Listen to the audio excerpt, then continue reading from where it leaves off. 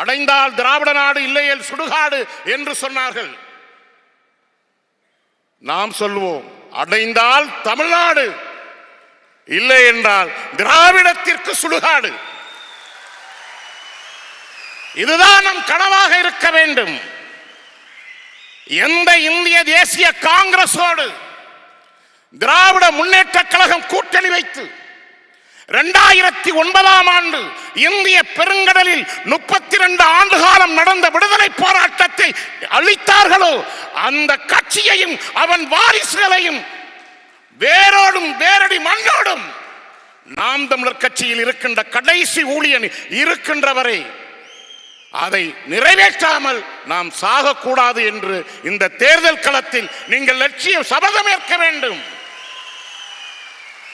அவர்களுக்கு தேர்தல் களம், நமக்கு யுத்த களம். இந்த யுத்த களத்தில் நீ அண்ணனோடு நின்று தோளுக்கு தோளாக நிற்க போகின்றியா, தோழனாக இருக்க போகின்றீர்களா, இல்லை வேலை செய்வது போல துரோகியாக இருக்க போகின்றீர்களா என்பதுதான் கேள்வி. அவன் இழுத்து கொண்டு வந்து இந்த தேரை 15 ஆண்டு காலம் மார்ட்டின் ஜூனியர் லூதர் கிங் 1964 அமெரிக்காவின் வீதியில் நின்று கொண்டு சொன்னான், ஐ ஹேவ் எ ட்ரீம்ஸ் என்று சொன்னான். இதோ எங்கள் அண்ணன் சீமானுக்கும் ஒரு கனவு இருக்கின்றது, ஐ ஹேவ் எ ட்ரீம்ஸ். அதுதான் இந்தியத்தோடு இணையாட்சி, தமிழ்நாட்டில் தன்னாட்சி, தன்னாட்சி மட்டுமல்ல தமிழராட்சி என்கின்ற லட்சிய கனவு. அந்த கனவுக்கு யாரும் நீங்கள் தடைகளாக இருந்து விடாதீர்கள். நம் கட்சிக்குள் நடக்கின்றது ஒன்றுதான், வேலை பார்ப்பவனுக்கும் வேலை பார்ப்பவனுக்கும் சண்டை.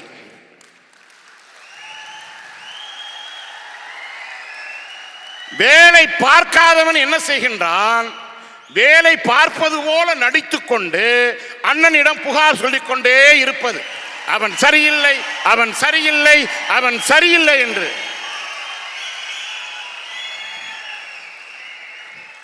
ஏனென்றால் டேய் அப்படின்னு அண்ணன் நைட்டு 1 மணிக்கு கூப்பிடுவாரு, அவன் வேலை பார்த்துக்கிட்டு இருக்கிறான், நீ என்னடா பண்ணிக்கிட்டு இருக்கிறேன்னு. ஐயோ இந்த ஆளு கண்டுபிடிச்சு கூப்பிட்டுட்டானே, எப்படி ஏமாத்தலாம் என்றால் வேலை பார்ப்பவனை குறை சொல்லிக் கொண்டே இருந்தால் ஒரு கட்டத்தில் அண்ணன் என்ன நினைப்பார், 5 வாட்டி சொன்னா 6வது வாட்டி சொன்னா ஒரு வேலை உண்மையா இருக்கும் போல இருக்கு, அவனை தள்ளி விட்டு வேலையை பாடுறா.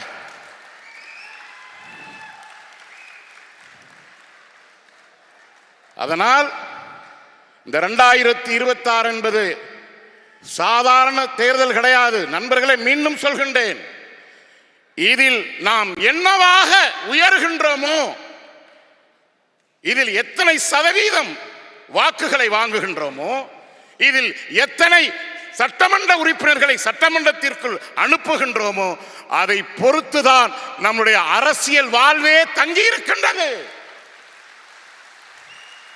தயவு செய்து நீங்கள் வேலை பார்ப்பவர்களுக்கு வழிவிடுங்கள். நடிக்கின்றவர்கள் புதுசா நிறைய கட்சி வருது, அங்க போய் சேர்ந்துக்கங்க.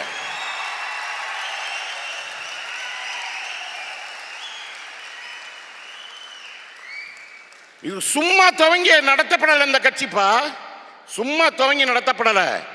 இன்னமும் ஒலித்துக் கொண்டிருக்கின்றது ஒரு குரல், அது எங்க அண்ணன் சூசையின் குரல். சீமானிடம் சொல்லுங்கள், சீமானிடம் சொல்லுங்கள், அந்த குரல் எங்கள் காதுகளில் ஒலித்துக் கொண்டே இருக்கின்றது.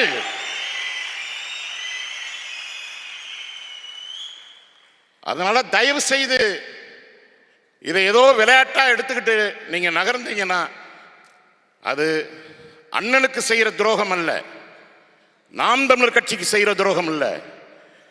நம்மளை நம்பி உலக அரங்கில் உலக நாடுகள் எல்லாம் கொக்கரித்த போது புலிக்கொடியை சாய்த்து விட்டோம் என்று சொன்ன பொழுது ஒரு தலைவன் இந்த மண்ணிலிருந்து செங்காட்டு புழுதியிலிருந்து வந்து உலக வல்லாதிக்கம் சாய்த்த புலிக்கொடியை சீமான் என்கின்ற ஒரு எளிய மனிதன் அவன் தூக்கி பிடித்தான். மாவீரர் நாளில் ஒலிக்கின்ற பாடல், மொழியாகி எங்கள் மூச்சாகி முடிசூடும் எம் தமிழ் மீது உறுதி. அந்த பாட்டை அந்த தலைவன் இந்த தலைவனிடத்தில் ஒப்படைத்திருக்கின்றான். அந்த அகவணக்கத்தை, அந்த வீர வணக்கத்தை, அந்த உறுதிமொழியை நம் அண்ணன் சீமானை நம்பி ஒப்படைத்திருக்கின்றான். உலக வல்லாதிக்கங்கள் வீழ்த்திய நம் விடுதலை கனவை இதே மண்ணில் நாம் மீண்டும் சொல்கின்றேன், இந்த இதே மண்ணில் 2026ஆம் ஆண்டு நாம் வெற்றி பெற்றால் செயின்ட் ஜார்ஜ் கோட்டையில் இந்திய தேசிய கொடிக்கும் பக்கத்தில் புலிக்கொடி பறக்கும்.